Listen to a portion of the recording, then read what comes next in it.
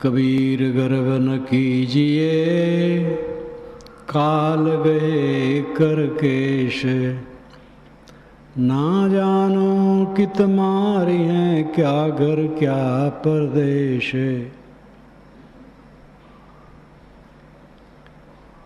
कबीर साहब कहते हैं कि अहंकार न करो, तुम्हारी चोटी को काल ने पकड़ रखा है। घर में हो, परदेश में हो, टाइम खत्म हुआ, सांस टूट जाएगी। इस बात से बहुत कम लोग वाकिफ रहते हैं। जानते तो सब हैं, लेकिन याद नहीं रखते। हमारा अपना माना हुआ सब कुछ अंततः झूठा है।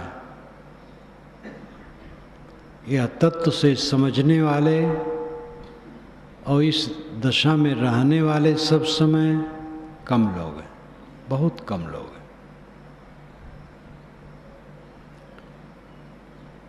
बिलासपुर के राजेंद्र प्रसाद शुक्ल जो विनोबा भावे के आश्रम में रहे हैं, गांधी जी के आश्रम में तो नहीं रहे हैं, इतनी उम्र उनकी नहीं थी।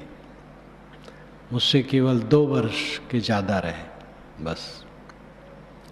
विनोबा भावे के आश्रम में रहे, गांधीवादी विचार उनमें पनपे, फिर राजनीति में आ गए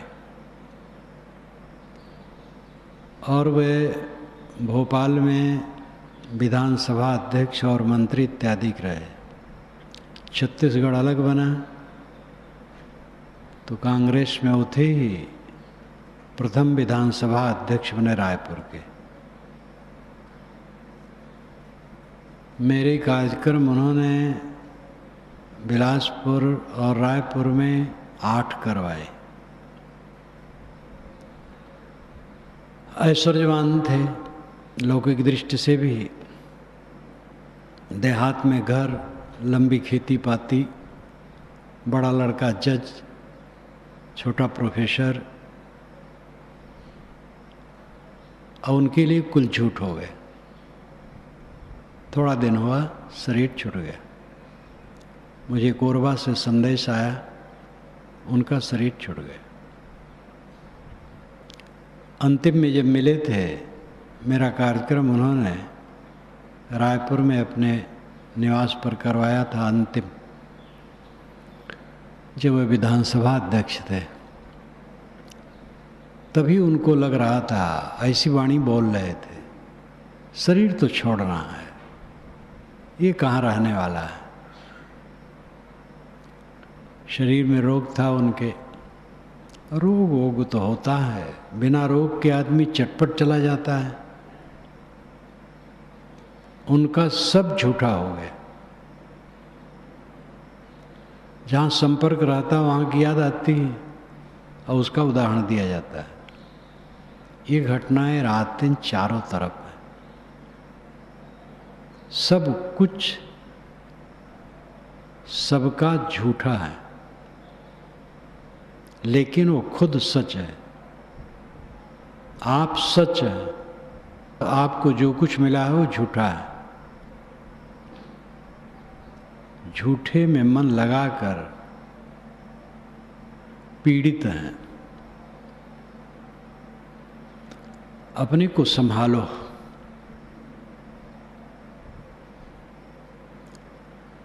जब तक झूठे में मन लगा रहेगा, पीड़ा मिटेगी नहीं। हमारे चारों तरफ का जो कुछ भी है अंततः झूठा है, रहने वाला नहीं। क्लेश रहित मन तब होगा जब इस सच्चाई को निरंतर समझे। अंधभूतोऽयं लोको तनुकेत विपश्यति,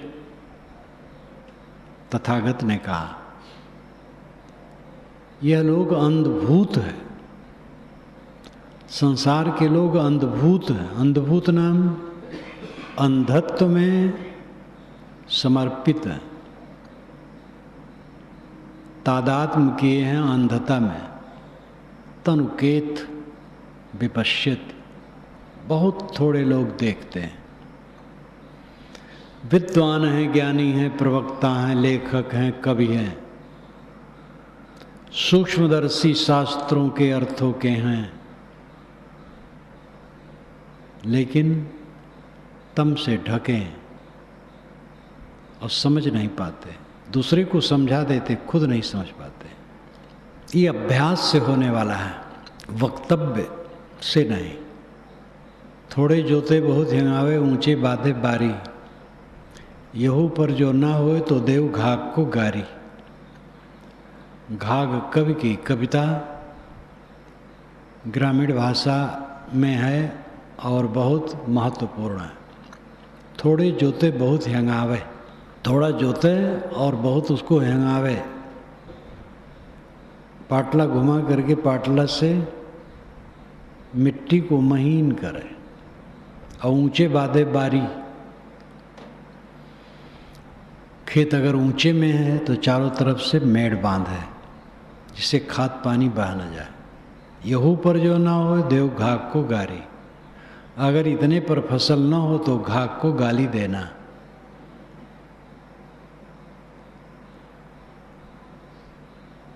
मैं इसको अध्यात्म में भी लगाता हूँ। थोड़े जोते बहुत हिंगावे, थोड़ा जाने उसका अभ्यास बहुत करें। अभ्यास के लिए पूरा समय काम करो, मन अभ्यास में रखो। जब चुपचाप बैठो तब तो एकदम उसमें तदाकार हो जाओ। वास्तविकता को हरदम समझो। जो हरदम वास्तविकता को समझता है वो शोक नहीं करता है। अवास्तविकता दिमाग से गई, शोक दुख शुरू हुआ। नारद ने सनत कुमार से यही कहा, भगवान मुझे शोक से पार लगा दीजिए, मैं शोक करता हूँ। नारद तुम क्या पढ़े हो? चारों वेद, समस्त वेदांग, गणित, ज्योतिष, धनुर्विद्या, यक्ष विद्या, भूत विद्या, सब कुछ पढ़ा हूँ, लेकिन मैं शोक करता हूँ। नारद तुम तो नाम पढ़े हो, ये सब नाम है, संज्ञाएं हैं। इन किताबों में नाम रहते हैं, संज्ञाएं रहती हैं। क्या भगवान इससे भी कुछ बड़ा है? इससे बड़ा है। तो लंबा प्रसंग चला, अंतिम में जाके ठहरा है, ये वही भूमा तत्सुखम नाल्पे सुखम अस्ति भूमयो सुखम। भूमा में सुख है, अल्प में सुख नहीं है। यत्र नानद पश्यत नानद शृणोत नानद विजानात स भूमा। जब दूसरे को नहीं देखता, नहीं सुनता, नहीं जानता, ये भूमा की दशा है। ये विचार शून्य, संकल्प शून्य अवस्था। जब तक बाहर का मरेगा नहीं तब तक भीतर का जगेगा नहीं, ये पक्का समझ लो। बाहर का आकर्षण जब तक पूरा मर नहीं जाएगा तब तक ये ज्योतित आत्मा अपने आप में प्रतिष्ठित नहीं हो सकता है।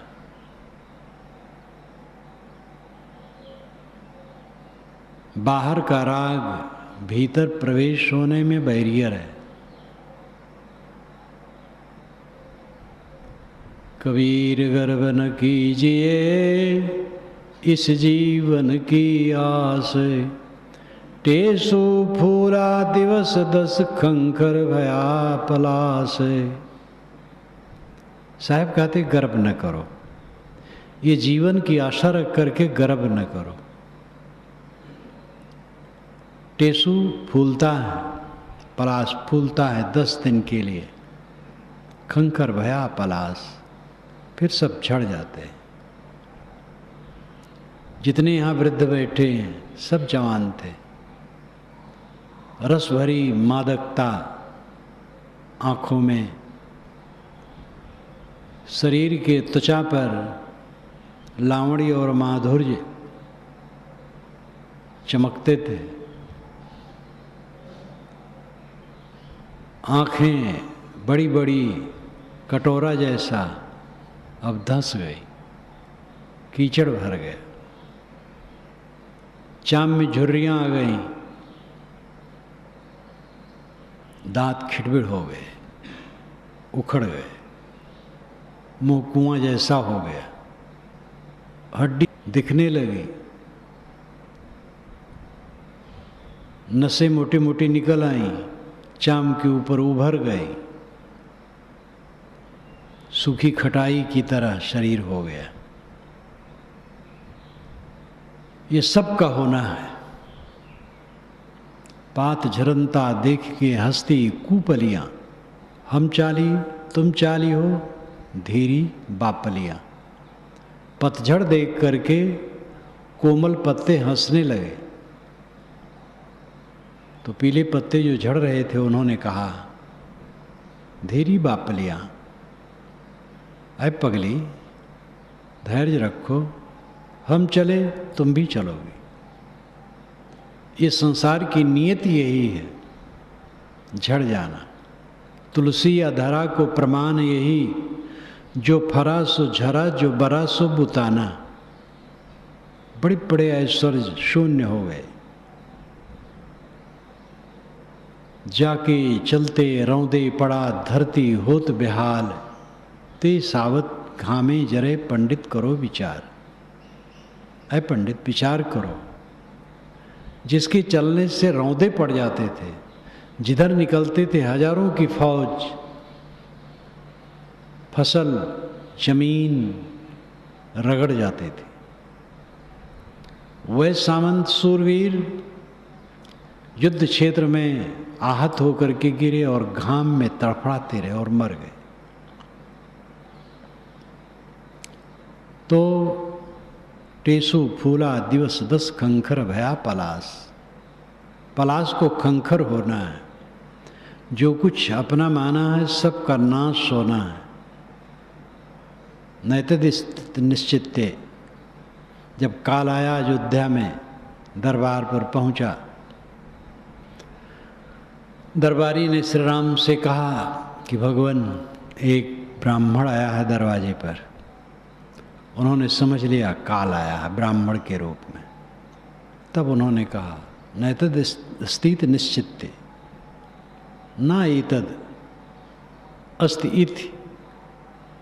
निश्चित समझ लो, ये सब कुछ नहीं रहेगा।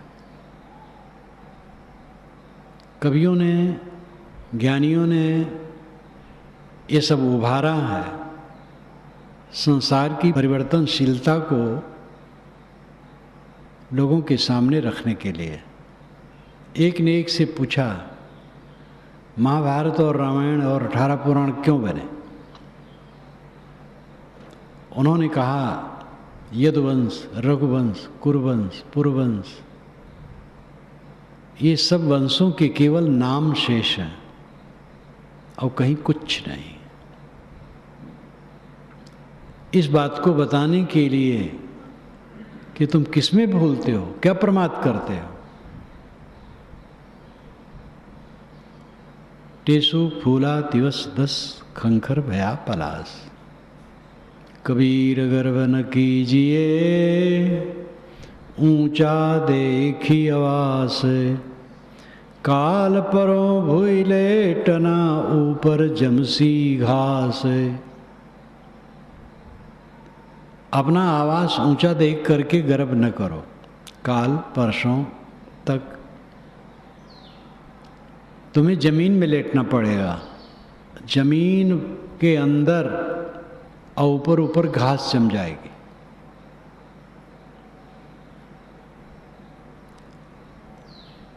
शहीदों के मज़ारों पर लगेंगे हर वर्ष मेले। वतन पे मरने वालों का यही बाकी निशा होगा। इस गीत को हम लोग खूब गाते थे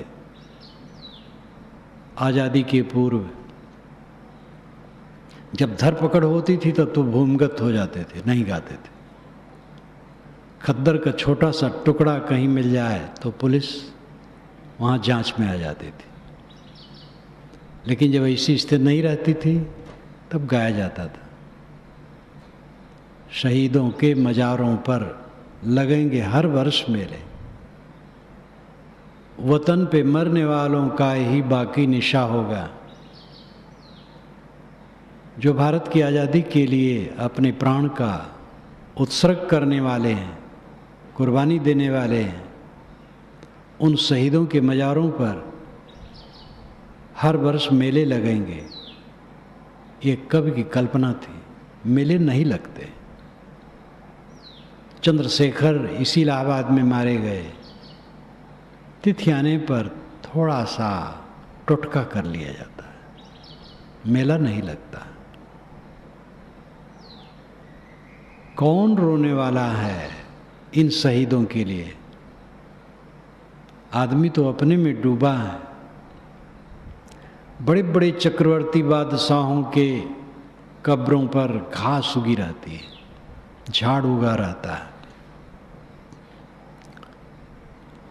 इसलिए महाकाव्य और पुराण बने, पढ़ो, अहंकार छोड़ो, किसी का कुछ रहने वाला नहीं। कबीर गर्व न कीजिए, चाम लपेटी हाड़े, है बर ऊपर छत्र तट तो भी देवें गाड़े। साहब कहते गर्व न करो। इस ढांचे का गर्व, हाड़ के ऊपर चाम लपेटा, एक धोखे की टट्टी शरीर, इस टट्टी में टट्टी भरी है, गंदगी का आकर, टट्टी पेशाब निर्मित होने का कारखाना। इसको देख करके गर्व न करो। हैबर ऊपर छत्र तट तो भी देवें गाड़, है नाम घोड़ा, बर नाम श्रेष्ठ। बुलंद घोड़े पर बैठ करके जो चलते थे और बैठते थे तो छत्र तट, उसके ऊपर छत्र लगा रहता था बादशाहत का, तो भी देवें गाड़। शरीर के न रहने पर क्या दशा हो? गुरु, पीर, बादशाह, माता पिता, पत्नी, भाई, बच्चे, मित्र तब तक हैं जब तक शरीर में जीव है। जब वो निकला तो मिट्टी। सभी लोग कहते भैया मिट्टी पड़ी है, अब इसका क्रियाक्रम कर देना है, रोने गाने से क्या हो? मिट्टी पड़ी। कोई नहीं कहता पिताजी लेटे, गुरुजी लेटे, पुत्र लेटा, कोई नहीं कहता। प्रियतम आत्मा है, उसी के नाते सारी वस्तुएं प्रिय हैं। इसलिए आत्मा को प्रियतम बनाओ, ऐसी शक्ति प्राप्त करो कि मन पूरा निर्मल रहे, किसी के लिए द्वेष नहीं, घृणा नहीं, ईर्ष्या नहीं, दुर्व्यवहार नहीं, विषयासक्ति नहीं, चित्त पूरा निर्मल और सरल। और एकाग्रता की शक्ति बढ़ाओ, बैठो, चित्त को एकाग्र कर लो। फिर संकल्प शून्यता की शक्ति बढ़ाओ, एकाग्र ही न करो, संकल्प शून्य कर दो। मन को इशारा करो, चुप हो जाओ, और चुप हो जाए। ये शक्ति जब आ जाती है तब साधक उच्चतम स्थिति में पहुंचा हुआ माना जाता है। ये शक्ति दुर्लभ नहीं है, सुलभ है। डट जाओ उस पर। विषयों से पूर्ण विरक्ति होनी चाहिए, किसी प्रकार की कामना न होनी चाहिए। कृतार्थ का अर्थ क्या है? कृत अर्थ, अर्थ कृत हो गया, प्रयोजन पूरा हो गया। घोड़ा बेच करके सोना, यही है कृतार्थ होना, कृत अर्थ होना। अर्थ नाम प्रयोजन, कृत नाम पूरा, प्रयोजन पूरा हो गया। पुरुषार्थ शून्यानाम गुणानाम प्रत्प्रसव कैवल्यम स्वरूप प्रतिष्ठा व चित्त शक्ति। पतंजलि महाराज के योग दर्शन का ये अंतिम सूत्र है, यहीं समाप्त हो जाता है शास्त्र।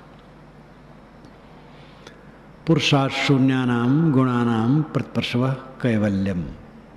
पुरुषार्थ के शून्य होने पर गुणों का प्रतिप्रसव हो जाता है और कैवल्य हो जाता है। पुरुषार्थ शून्य हो गया, पुरुष का अर्थ पूरा हो गया, आत्मतृप्त, आत्मसंतुष्ट। तब गुणानाम प्रतिप्रसव, गुण का प्रतिप्रसव हो गया। अब गुण प्रसव नहीं करेगा, जन्म नहीं देगा, किंतु प्रतिप्रसव हो जाएगा। गुण प्रकृति में लीन हो जाएगा, उसके लिए प्रकृति लौट जाती है, छेड़ती नहीं। स्वरूप प्रतिष्ठा व चित्त शक्ति, वह अथवा इसको स्वरूप प्रतिष्ठा कह सकते हैं, स्वरूप में स्थित हो गया, या चित्त शक्ति, चेतन शक्ति मात्र रह गया। कितना वैज्ञानिक स्वरूप है। कुछ पाना नहीं, किसी में मिलना नहीं, सब कुछ त्याग हो गया, मन तृप्त हो गया, अपने आप में मगन हो गया। कोई स्त्री पुरुष गृहस्थ विरक्त साधक हो, उसे 3 बातों पर ध्यान देना चाहिए। चित्त की पूरी निर्मलता, और इसको लेकर के जितनी विघ्न बाधाएं हैं उन सबको धूल कर दो। किसी के बुरा कहने से क्षुब्ध हो जाएं, किसी के भला कहने से उसमें गदगद हो जाएं, पारिवारिक सामाजिक द्वंद्वों में बह जाएं, कभी न बह। दृढ़ चित्त को पूरा निर्मल करो, कुसंग से बचो, शुद्ध संग करते चलो। शक्ति निर्मलता की आनी चाहिए, चित्त पूरा निर्मल हो। और दूसरी बात, एकाग्रता की शक्ति बढ़ाओ। किसी आधार बिंदु पर चित्त को ठहराने का अभ्यास करो रोज। कोई आधार बिंदु जो आपको प्रिय हो, किसी संत पुरुष के चित्र में, महापुरुष के चित्र में चित्त एकाग्र कर सकते हो। बंद आंखों में दिखते हुए अंधकार प्रकाश में चित्त एकाग्र कर सकते हो। सांस पर एकाग्र कर सकते हो, बिंदु पर कर सकते हो। जहाँ मन का है एकाग्र करने की शक्ति बढ़ाओ। और अंततः कुछ न सोचने की शक्ति बढ़ाओ। लेट जाओ बिस्तर पर सोने के लिए और वहाँ अभ्यास करो। चित्त को समेट लो, कुछ न सोचो। कुछ न सोचने की स्थिति में आ जाओ तो एक समाधि हो गई, फिर सो जाओ। चित्त निर्मल जब तक नहीं होगा ये दशा नहीं आएगी। चित्त की निर्मलता, फिर एकाग्रता, फिर संकल्प शून्यता, ये तीनों शक्तियों को साधक को बढ़ाना चाहिए।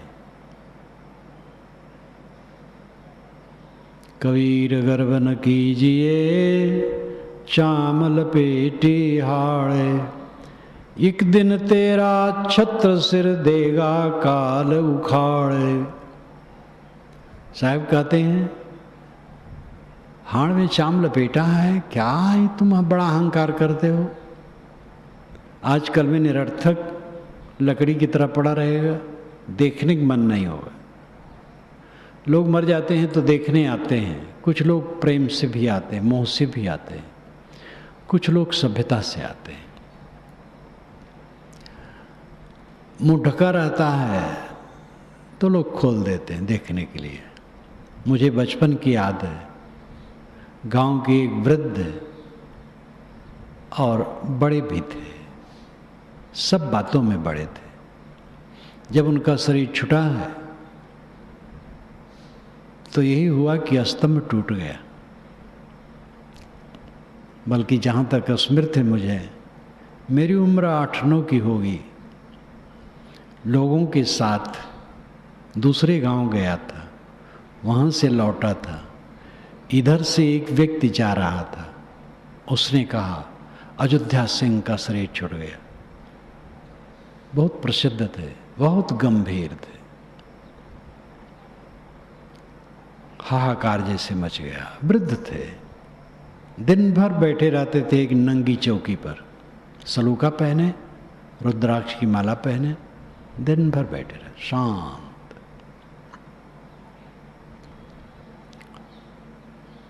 तो हम लोग भी गए, चेहरा ढके थे, देखने आए तो चेहरा थोड़ा कपड़ा हटा दी। तो उसमें ऐसा भी देखा जाता है, औपचारिकता है, देख लें, लोग क्या कहेंगे कि गए नहीं, देखे नहीं। देखने का मन किसी का नहीं होता, छूने का मन मुर्दक नहीं होता, और मुर्दा छू करके नहाना चाहिए ये माना जाता है। ये देह है जिसका गर्व है। एक दिन तेरा छत्र सिर देगा काल उखाड़। सिर के ऊपर जो छत्र लगा है, आय राजा बादशाह, काल उखाड़ देगा। अथवा सर छत्र है सामान्य व्यक्ति का, सबका सर छत्र है और सबका सर उखड़ जाएगा, किसी का रहने वाला नहीं। इस संसार की दयनीय दशा को देखना चाहिए, शरीर की दयनीय दशा को देखना चाहिए। सब कुछ की क्षणभंगुरता को निरंतर देखने वाला पाप नहीं करता है। राजनेताओं तक में ऐसे लोग हैं जो पाप नहीं करते, बहुत त्याग से रहने वाले हैं, आज भी हैं, शून्य नहीं हुआ है, आगे भी रहेंगे, मात्रा घटती बढ़ती रहती। बिहार के एक मुख्यमंत्री, बहुत पहले की बात है, उनके यहाँ जब विवाह था उनके घर पर, तो उनको इतनी कहाँ फुर्सत थी कि वे बहुत दिन से घर में बैठे रहे। विवाह के एक दिन पहले जब आए पटना से, मुख्य सड़क से उनके गांव की तरफ जो सड़क थी कच्ची, तो उस पर मोरमी पटी थी, बांस लगे थे जगह जगह, वायर लपेटा था। चुप रहे, दरवाजे पे पहुंचे, ये सड़क किस पैसे से पटी है, ये वायर कैसे लगाया गया है, किस पैसे से लगाया गया। बिगड़ गए कि सब बांस उखाड़ो, सब वायर समेटो, जहां तहां पहुंचाओ। सड़क में मिट्टी पटी, इसको तो खुद फेंकने नहीं कहूंगा। गैस के प्रकाश में विवाह होगा, आम पब्लिक जैसे रहती हम नहीं रह सकते। ये मुख्यमंत्री थे, नायक उनका सरनेम था। कैसे कैसे पुरुष होते हैं, आज भी ऐसे हैं। कहीं भी हो, जो वास्तविकता को देखेगा वो निष्पाप रह सकेगा, अधिक से अधिक निष्पाप रह सकेगा। अपने को निष्पाप करो, निर्मल करो, एकाग्रता लाओ, इस बात पर ध्यान दो, विश्वास करो, संकल्प शून्य होता है। अभ्यस्त साधक, अनुभवी साधक ध्यान में तो हो ही जाता है, ऐसे ही सहज बैठता है, मन को ऑर्डर देता है, चुप हो जाओ, चुप, शांत, कुछ नहीं सोचना, और बहुत समय तक वो शांत रहता है। ये शक्ति अपनाओ, प्रैक्टिस करो, देखो कुछ समय के लिए आ जाएगा, तब वानगी मिल जाएगी, तब रस लग जाएगा, तब विश्वास होगा कि और कर सकते हैं। इस प्रकार अपने मन पर जो कब्जा कर लेता है वो महा आनंद को प्राप्त करता है।